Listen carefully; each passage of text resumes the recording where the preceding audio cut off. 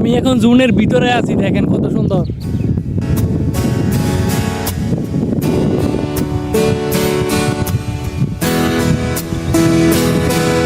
Cycle নিয়ে ঘুরতে আসছি।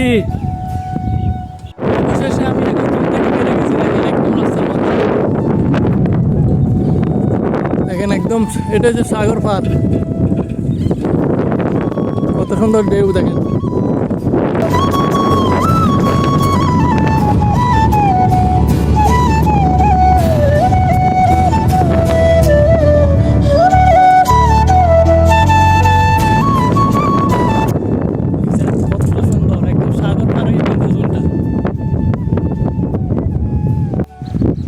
দেখেন এখানে কিন্তু অনেকগুলো জাহাজ দাঁড়িয়ে আছে, মানে মাল নেওয়ার জন্য। দেখেন অনেকগুলো জাহাজ, আর কিছু জাহাজ কিন্তু পানির মধ্যে আছে।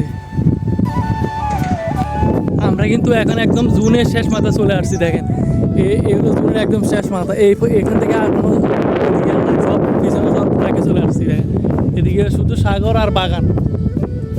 এই মোটাগুলো যেগুলো ফাইট দেখতেছেন, এগুলো দিয়ে সাগর থেকে বালু তোলে। দেখেন কতগুলো, দেখেন মানে ইচ্ছে মতো খালি ফাইট দেখেন, মানে যা পারে যত লাগে সব, মানে সাগর থেকে তো পাওয়া যায়, তো মেশিন দিয়ে সবগুলো তুলে দেয়।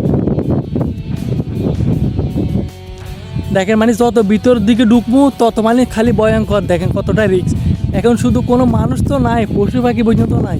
দেখেন এতটা একদম নির্জীব, কতটা রিস্ক। দিনের বেলাতেও রিস্ক, কিন্তু রাতের বেলাতেও রিস্ক। দেখেন এতটা মানে একদম শুধু বাগান কি বাগান, আর কিছু নাই এখানে। কিন্তু আপনার যদি রাতের বেলা আসেন অনেকটাই ভয়ঙ্কর, মানে বাগানের পশু পাখি মানে মানুষকে আক্রমণ করে, এরকম অনেক কিছু থাকতে পারে। রাতের বেলা আসা তো অনেকটাই রিস্ক, মানে নিজের জীবনে ঝুঁকিপূর্ণ থাকতে পারে অনেকটাই।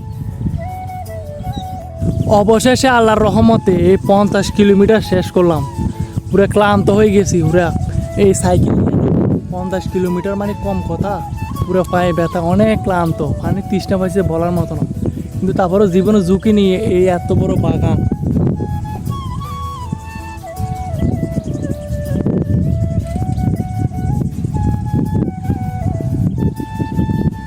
এত বড় বাগানটা তো শেষ করলাম জীবনে ঝুঁকি নিয়ে। আল্লাহ কাছে শুকরিয়া। সবাই ভালো থাকবেন, সুস্থ থাকবেন। ভিডিওটা কেমন লাগছে অবশ্যই কমেন্টে জানাবেন।